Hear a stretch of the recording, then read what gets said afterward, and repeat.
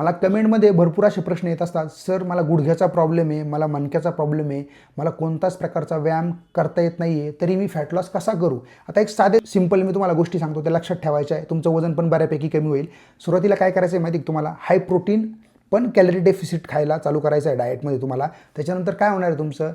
Calorie डेफिसिटनी बऱ्यापैकी तुमचं वजन कमी होणार आहे. आता ज्या लोकांना चालणं शक्य आहे त्या लोकांनी चालायचा प्रयत्न करायचा आहे, हळूहळू चालायचे. ज्या लोकांना चालणं शक्य नाही त्यांनी फक्त डाएटवरती फोकस करायचा आहे. डाएट करूनच बऱ्यापैकी वजन कमी करायचं आहे तुम्ही.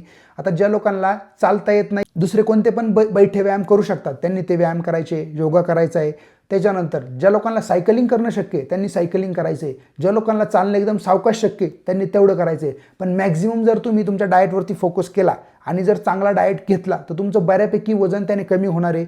जसं तुमचं वजन डाएटनी कमी होणार आहे तसं तसं तुमच्या गुडघ्यावरती आणि जॉईंट्सवरती प्रेशर कमी येणार आहे. तुम्हाला चालायला सुद्धा त्याची हेल्प होणार आहे. आता आपले गुडघ्याचे जॉईंट्स मजबूत कसे केले पाहिजे आपल्याला? व्यायाम तर करता येत नाही तुम्हाला, स्ट्रेचिंग करायची मस्तपैकी, योगा करायचा आहे.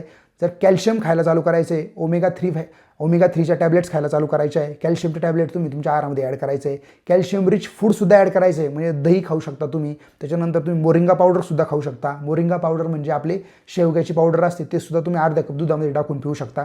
अशाने तुमचे जॉईंट्स मजबूत व्हायला चालू होणार आहे आणि हळूहळू तुमचा फॅट लॉस पण होणार आहे. त्या लोकांना शक्य आहे व्यायाम करणं त्यांनी व्यायाम नक्की करा, पण ज्या लोकांना शक्य नाही त्यांच्यासाठी मी जेवढ्या गोष्टी सांगितलेल्या आहे तेवढे नक्की बदल करून पहा, तुम्हाला खूप जास्त मदत होणार आहे.